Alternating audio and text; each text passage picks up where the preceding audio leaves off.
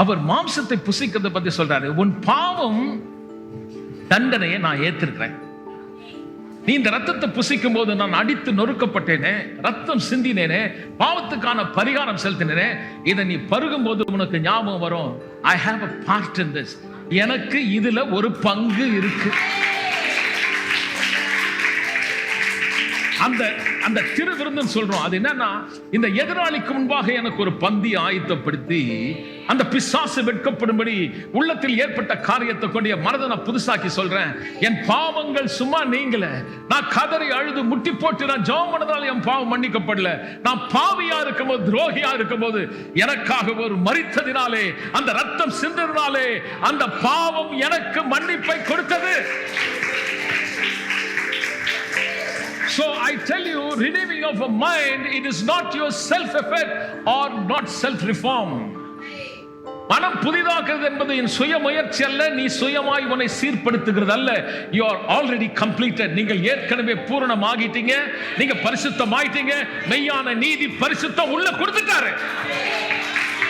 கொடுக்கப்பட்டதை வச்சு உங்க மனசை நீங்க மாத்தணும். நல்லா சொல்லலாமே? இல்ல நல்லா சொல்லல. இன்னொரு சொல்லுங்க, நான் பெற்றுக்கொண்டேன். அத சொல்றாரு. சில கிறிஸ்துவ சொல்றான், நான் கண்டுகொண்டேன் என் ரட்சகர். நீ கண்டுகன, அவர் நம்மளை கண்டுபிடிச்சார். எப்படிலாம் தப்பா பாடுறோம் பாரு. நம்ம என்னமோ அவரை கண்டுபிடிச்ச மாதிரியும். நீ எங்க என்ன கண்டுபிடிச்ச? நான் உன்னை கண்டுபிடித்தேன். I found you when you were in pit. நீ குழியில் இருக்கும் போது நான் கண்டேன், பாவத்தில் இருக்கும் போது நான் பார்த்தேன், உலகம் உன்னை உதாசீனப்படுத்தின போது நான் கண்டேன். ஏன் தற்கொலை பண்றான்? அவன் உதவிக்கு தேடினான், பார்த்தான், யாருமே இல்லைன்ற ஒரு நிலை ஆயிடுச்சு. ஏன் மனுஷன் சாகணும்னு நினைக்கிறான்? Nobody is there to help me. ஆனா ஒரு நல்ல செய்தியை சொல்லுகிறேன், தற்கொலை முடிவல்ல. உன்னை நேசிக்கிற ஒருத்தர் இருக்கிறார், உன்னை கைவிடாதவர், பரிசுத்தமான மிகப்பெரிய ஒரு தேவன்.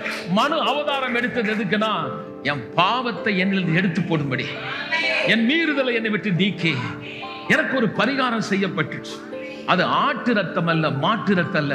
படைத்த தேவன் மனுஷனாய் வந்து சொந்த ரத்தத்தை சிந்தி என்னை விலை கொடுத்து வாங்கிட்டார். Now I belong to him. எல்லாம் சேர்ந்து சொல்லுவோம், நான் அவருக்கு சொந்தமான.